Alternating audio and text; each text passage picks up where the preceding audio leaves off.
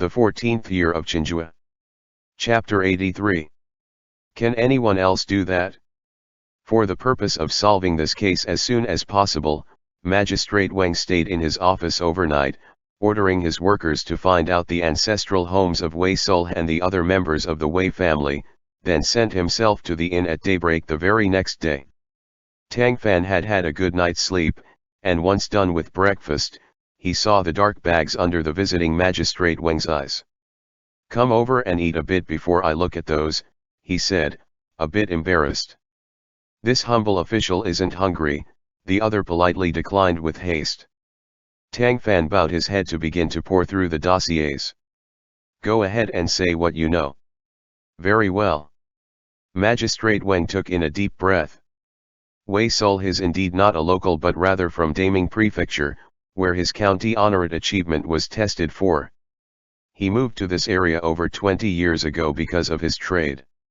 As for the other members of the Wei family, his original wife had already passed before he came here, so she isn't registered in this government's household registry.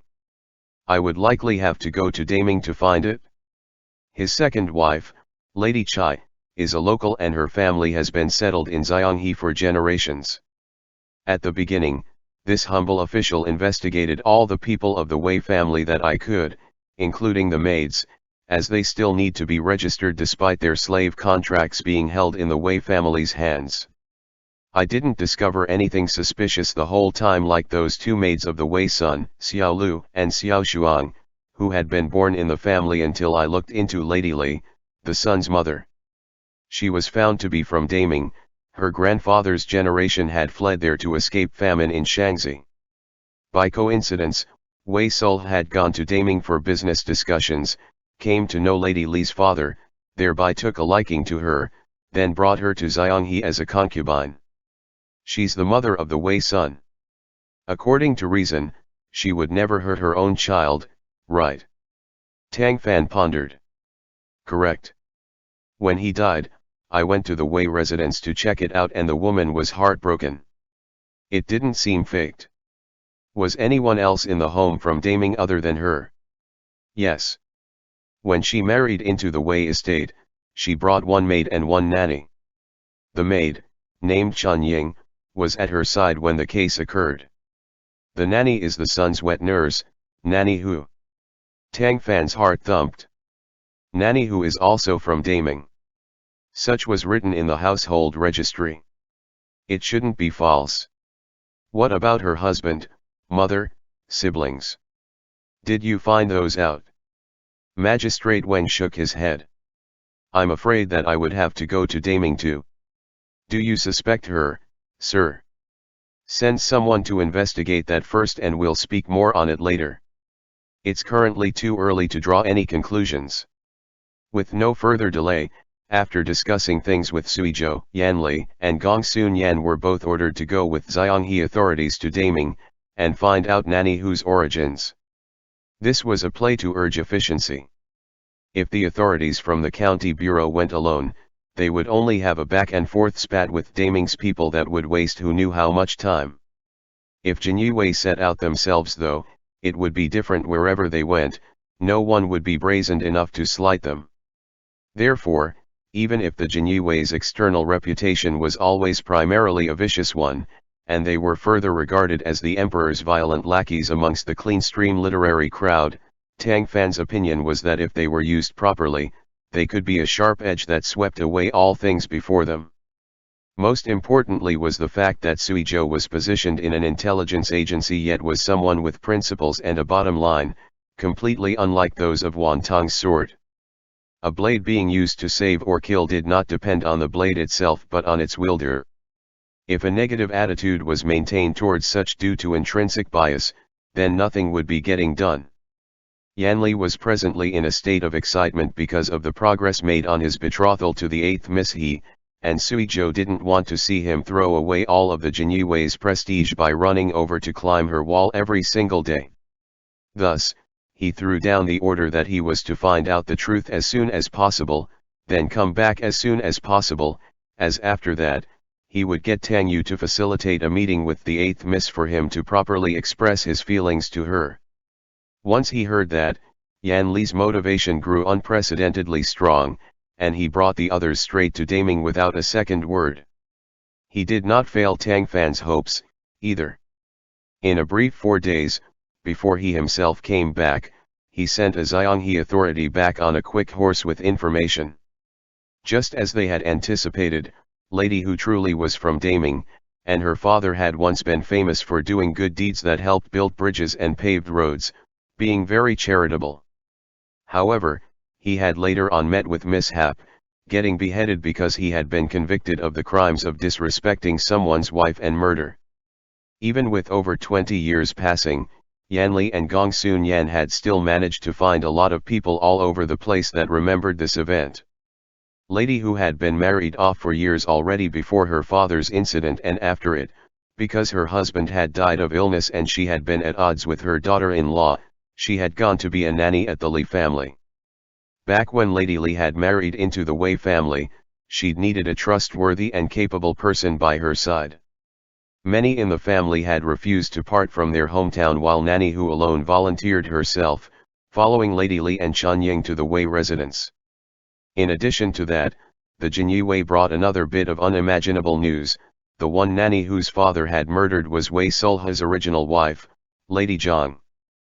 Purportedly, he had wanted to rape her and failed, and because of her resistance, he accidentally killed her, hence was why he had been sentenced to a beheading. Hearing this, Magistrate Wang had an epiphany. Could it be that Lady Hu is the son's murderer and used that to take revenge for her father? Tang Fan shook his head. This isn't that simple. The other was confused. There is an even more important issue inside Yan Li's information. He said that Wei Sulha and the Hu family had been in-laws. Wei Sulha's asset situation had been poor, so he had taken his wife with him to seek shelter at the Hu family, whereupon Lady Hu's father took them in. Wei Sulha stayed there for 3 years. Think about it, if the father really had tried to molest Lady Zhang, why would he bore with it for 3 years before he acted? Presumably speaking, if that hadn't been the first time he was improper towards her, then she had tacitly allowed it before that point, so why would she resist all of a sudden? Magistrate Wang was made a bit dizzy from his walk around, only able to comprehend his words after a long time had passed. When you say it like that, it really is suspicious. He had just been getting excited due to discovering a trail. Once Tang Fan snapped him out of it, he immediately thought of many points of doubt. If the Hu father molested Lady Zhang, then that would mean he was a lecherous man, but, sir, you see, it says right here that ever since Lady Hu's mother passed, he had never remarried. There's clearly a contradiction there. The Hu family were well off back in the day, so it wasn't like he wouldn't have been able to remarry or take concubines if he had wanted to. Since he took no wives nor concubines, that demonstrates that he was constantly thinking about the Hu mother, and not lusting after women. In that case, why would he indiscriminately attack Lady Zhang? Could she have possibly been even more beautiful than noble consort Yang? Tang Fan nodded in admiration. Good. That's logical thinking.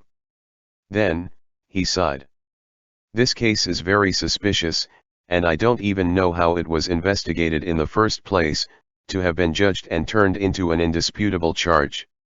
The Ming Dynasty imposed that death-penalized cases could not receive sentencing from local authorities. After cases were locally determined, they had to be handed up to the capital for the Ministry of Justice to judge, after which they would be submitted for imperial review, then issued through the cabinet, all before it could be determined with finality. Even though false charges were inevitable, with the procedural safeguards of multiple layers of reporting to one's superiors, it at least prevented such things from happening to the fullest extent that it could. Magistrate Wang checked the dates, then whispered, the case was determined by Daming in the 7th year of Jingtai. The Ministry of Justice endorsed it the following year, which was the 1st year of Tianshun. Hearing that time period, Tang Fan fell silent.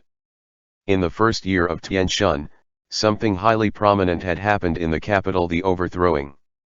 Emperor Yingzong, previously under house arrest, had been re-established on the throne with the aid of Xianghe, Cao Jixiang, and others, following which he had imprisoned his half-brother, the then Jingtai emperor. On that very year, the officials that had once supported Jingtai had become deposed in quick succession. The capital's officialdom had been confronted with a major shuffle of the cards, and every layer of the court had been in a panic. Under those circumstances, officials had feared that they would turn into sacrifices with just a little slip-up, none having any thoughts to slack. This case had been so insignificant in their eyes, that the pains to overturn the verdict and investigate hadn't been worth it at all, making the upholding of Ming's original sentence not surprising. Seeing that the two of them were silent, Suizhou reminded, "First go to the Wei residence and take Nanihu into custody, then call Wei Sulhe in for questioning." Tang Fan nodded, clapping Magistrate Wang on the shoulder. "Guangchuan's right. We'll investigate the Wei son's case first, then speak more on it. We have to hear Lady Hu's argument on these age-old events. When you go to the Wei residence, you mustn't alert the enemy. Don't tell Wei Sulhe that we suspect him, only that we have pretty much determined that Nanihu is the one that killed his child. He'll certainly ask after the reason. When the time comes, bring up the old event with the Hu family, and watch for his reaction." The magistrate understood. This humble official will set off. After he left, Tang Fan schemed the dossiers again, presently shook his head, then said to Suizhou, "When I was in Shuntian Prefecture, I always came across a lot of things such as this, and would feel like there was truly little that I could do for them. I can only hope that there will come to be more officials like Magistrate Wang in this world, who aren't afraid of trouble and will investigate things to their ends." Suizhou poured a cup of tea for him. "Look at it this way, there's a Magistrate Wang here, so there are countless Magistrate Wangs all over the country," he answered leisurely. Spirits raised, Tang Fan took his cup and bumped it against him, smiling. "You're right. It is I who worries about nothing." Suizhou shook his head. "Whenever you investigate a case, there inevitably comes a time where you hit a wall, while onlookers know everything clearly. Jump out of that point of view and you'll be fine." "Guangchuan, Guangchuan, you really are my empathetic little flower," Tang Fan couldn't help but joke. "What a shame it is that you aren't a woman, else I'd take you as a wife. This lady has long prepared my dowry. When are you going to take me into your door, Mr. Official?" Suizhou asked, composed. He hadn't affected feminine mannerisms at all, sitting beside the table in an imposing way while he said such a thing in a deep voice.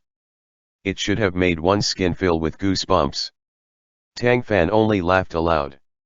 "Once I see you serve me properly, I might consider you for my first concubine." Suizhou raised his brows. "Why not your primary wife?"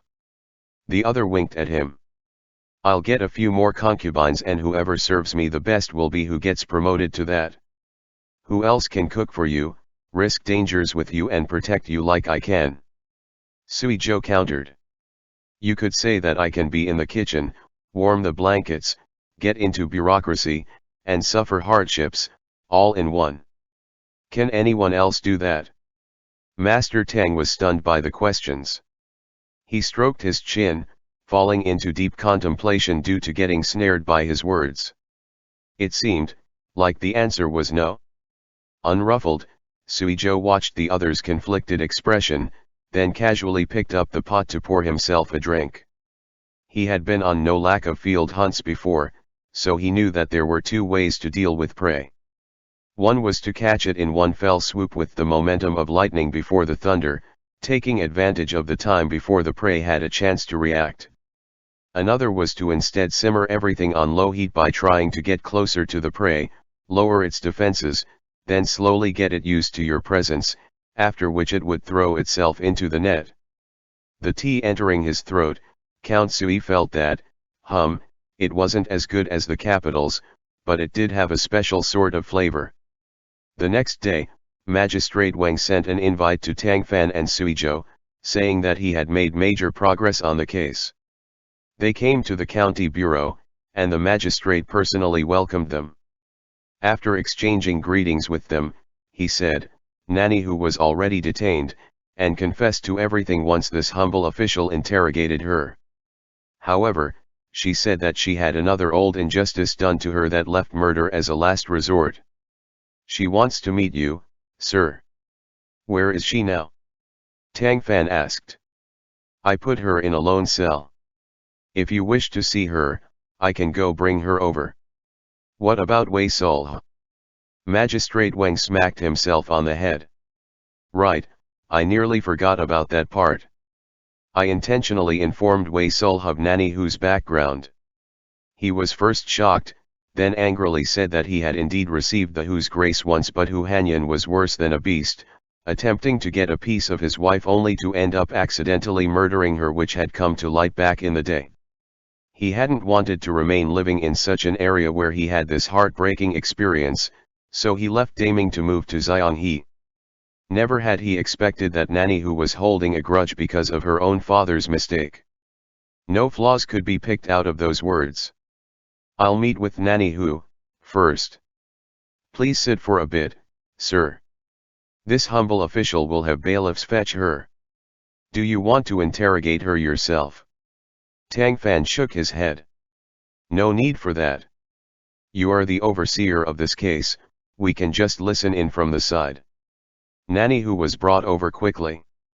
She was still wearing the garments of a typical woman, and appeared to be relatively put together. Magistrate Wang had obviously not tortured her, nor treated her harshly. Nanny Hu, this is Sir Tang, the left metropolitan censor you wanted to see, and this is Sir Sui, commander of the Chenghua. She showed an excited expression, quickly giving her bows. This lowly criminal greets you both, sirs. This official will ask you.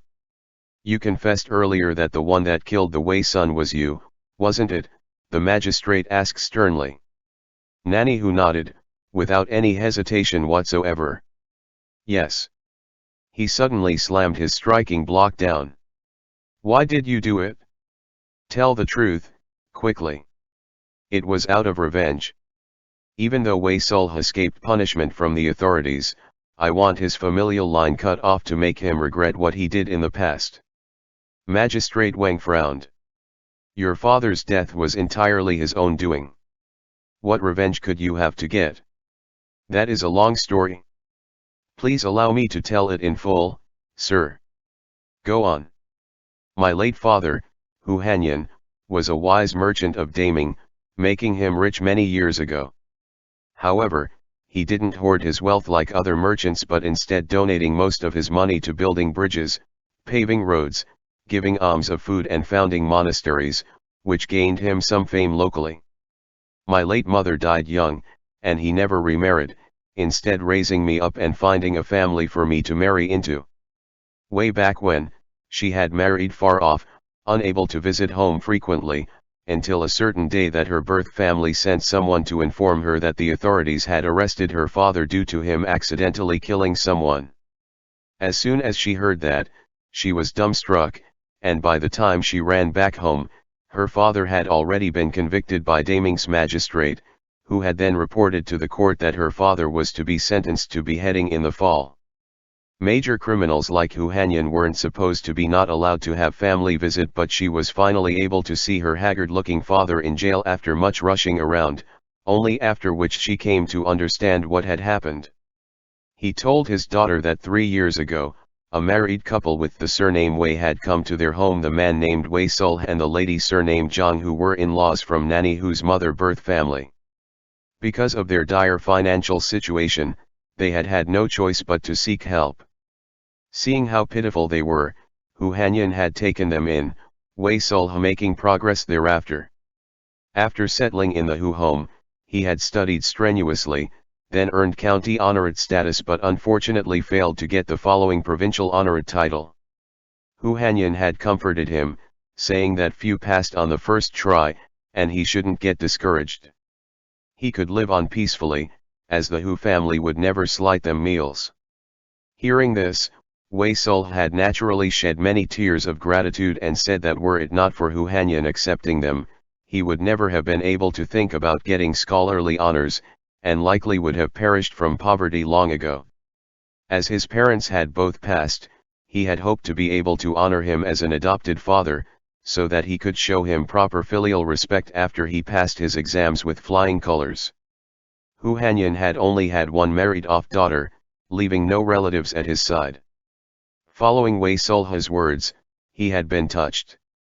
Wei Sulha was a county honorate, and having one of those as an adopted son was a beautiful thing that others couldn't get if they sought it out. He had agreed. The two had quickly gone to the authorities with the papers, and Hu Hanyan had officially accepted Wei Sulha as his adopted son. However, before he could inform his daughter that was in another locality, something had happened to him that he had never even begun to anticipate would. One day, when returning home from a pawn shop, he had happened to see the door of his room half open. Believing that the maids had forgotten to shut it after cleaning inside, he had simply pushed it open. However, that push had allowed him to catch sight of a woman lying on his bed. Taking a closer look, he had discovered that she was none other than Lady Zhang, his adopted son's wife. She was naked, a knife stabbed into her heart as she stared blankly at the roof, dead with her eyes open. His soul frightened out of him, he had immediately called out for people to come. The first to rush over had been Wei Sulha. Stunned upon seeing this scene, he had then furiously accused his adopted father of thinking to rape his wife, flying into a rage out of humiliation, and then killing her.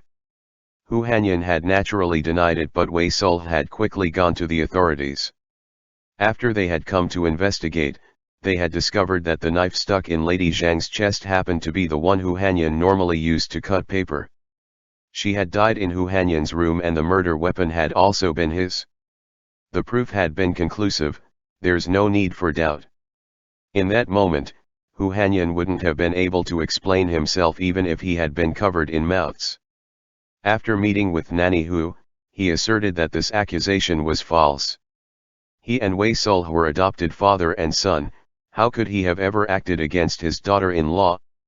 He told his daughter that she had to get justice for him, but she was a powerless woman, and her husband's family had no authority to. Despite her having run all over the place, the court ultimately sentenced a beheading, her father's life lost to the Yellow Springs. Listening to the end of that period, Tang Fan then said, even though the case looked like it had a lot of evidence, it also had loopholes in it. Had the damning magistrate of that time really not discovered that? Why did he insist upon his initial sentencing? Did you not hire a litigator? How could I not have? She answered with gritted teeth. That magistrate did not practice by logic. He firmly believed in the principle of people using their riches to bully the poor, saying that since Wei Sulha was a county honorate, it was impossible and unneeded for him to lie. On the contrary, because my father was a merchant, he was therefore benevolent on the outside, malicious on the inside. Not only did he not listen to my defense, but he had me terribly beaten up and thrown out of the bureau. I heard that murder charges like my father's first had to pass through the province, then be reported up to the court before they could finally be sentenced. Because my injuries were still unhealed then, I held a sliver of hope, and asked my late husband to help me by hurrying to the province. Unexpectedly, heavy rain came down on his journey, making him a step too late, with the case already going from the province to the court. We had no way to get to the capital, only able to bitterly wait, but all we ended up waiting for was news of my father's death sentence. His kind heart had been in vain. He still believed that Wei Sulha was a pitiful man whose wife had been murdered, she went on, face filled with tears. Unexpectedly, as soon as the Hu family declined, its assets confiscated by the authorities, he used some unknown means to move up in the world in the blink of an eye, then departed damning without a trace. It wasn't until later on that I learned that he had asserted himself outside as a wealthy businessman, and had moved to Xianghe. For over 20 years, this case had gone cold, so I wanted to make Wei Sulha taste the pain of having his family line cut off so as to avenge my father's unjust death. Magistrate Wang furrowed his brow. Since you plotted this much, why did you only act after over 2 decades passed? Because I was already a married woman, I had my own husband and son to think about. I couldn't just abandon them without a care, she answered sadly. When my husband died of illness a few years ago and my son grew up, I was able to do whatever I wished with no qualms. After your father's incident, you once ran all over the place on his behalf. Shouldn't Wei Sul have seen your face? Tang Fan asked. How could he not have recognized you after you came to the Wei residence? At the time, he heard that my surname was Hu and that I came from Daming, so he questioned me about my family history. I deliberately kept it from him by lying. On top of that, with so many years passing, my appearance and figure are much different than they had been over 20 years ago, so he didn't suspect me. You knew that Lady Li was marrying into the Wei family, so you specifically got close to her. No. At the time, my husband was gone and I was quarreling with my daughter-in-law, so I didn't want to stay at home all day long. I found a temporary job at the Li household, where the madam came to appreciate me because I was a good worker. Later on, I heard that Wei Sul wanted to take Lady Li as a concubine and the Li family were looking for people to accompany her. I felt that this opportunity could not be missed, thus offering myself for it on my own initiative. It took a lot of time to gain her approval and become her confidant. How did you kill the Wei son? Xiao Lu and Xiao Shuang were at the young master's side. They genuinely did see me get called away by Lady Li, but I had the notion to return ahead of time, taking advantage of the period they were both out of the room. I first smothered him, then found a place to hide in until I heard others crying out in alarm, after which I pretended to have just gotten back so that no one would suspect me. She had answers for every question, and concealed nothing. In cases Tang Fan had previously worked on, before they were thoroughly exposed, nearly all murderers and suspects would argue without regard to anything else, as long as they held a thread of hope to escape. This was the first time he had ever seen someone like Lady Hu, who explained everything in immense detail of her own volition. Hearing all this, Magistrate Wang had to ask, did Wei Zhenliang's death have anything to do with you? Lady Hu shook her head. No. She had nothing to do with what happened before, so why would I kill her? Were it not for her death, however, the Wei residence wouldn't have been in chaos, and I wouldn't have had the opportunity to do this. Magistrate Wang sneered. You have quite the conscience, to know who does and doesn't deserve blame. So, why did you intentionally choose to kill the son who couldn't even speak? Ever since I entered the home, I've been wanting to make use of this chance to kill Wei Sul, but I found that my power alone made doing that really difficult. You could have found an opportunity to sneak into the kitchen and poison his food, the magistrate supplied. She answered with a pained smile. He is a very suspicious person. All of his meals are first tasted by the attendants beside him, which gave me no chance, as it would very easily be discovered. The Wei residence has many individuals in it, so I couldn't waste that once-in-lifetime opportunity. After Wei Sul's son was born, I felt that just killing him wouldn't be enough. I would make him feel the hurt of losing his son. After the deaths in the Wei residence, did you purposefully spread those rumors outside? Sui Zhou suddenly asked. As he had come to hear a trial today, he was dressed in his Kailan uniform, sitting with quite some majesty. Lady Hu was very calm when facing Magistrate Wang, but still couldn't help but take in Sui Zhou's aura. She kowtowed once. Answering you, sir, I did. Why? I knew that these old events would never be believed by anyone at first mention, so I wanted to use Wei Zhenliang and the son's deaths to fabricate a tale of wronged ghosts that would draw people's attention. If I had no honorable lords to right this wrong for me, the next step would be to spread the matter of Wei Sul killing his original wife, framing his adopted father, and then conspiring to steal the Hu family's assets. Even if he ended up getting no sort of punishment, his reputation would at least hit rock bottom. If I had another chance, I could kill him, then make up a story about ghosts taking his life, blurring the eyes of all the people in the world. Seeing as you've planned for everything, how can you be so certain that I'll help you overturn the case? Tang Fan asked indifferently. You should know that there's only one case known as of right now, and that's the murder of the Wei son. Since you've admitted that you're the killer, the evidence is concrete and the case can be closed. There's no way we can go to the trouble of running all about for a 2 decades old affair. In tears, Lady Hu banged her head on the floor several times. It's because of this case that I am. I heard at the beginning that even Wei Sul himself didn't know that it was me, urging you to close the case. It was Mr. Magistrate and you two gentlemen's insistence upon investigating that caused me to have nowhere to hide. I know that good officials like you all don't disdain hard work and might become the only hope there is to overturn my father's charge. Murderers are to repay that with their lives. I know that a death sentence is inevitable for me. I ask for nothing other than that you all show compassion by exonerating my father.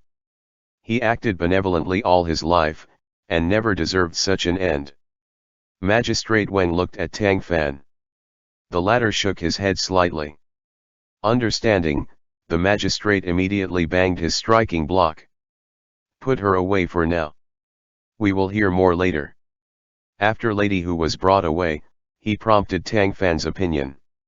How do you view this, sir? The other could only say one word, tricky. Magistrate Wang followed up with a sigh. It is. That all happened so many years ago. How would we be able to find evidence to overturn it? End chapter.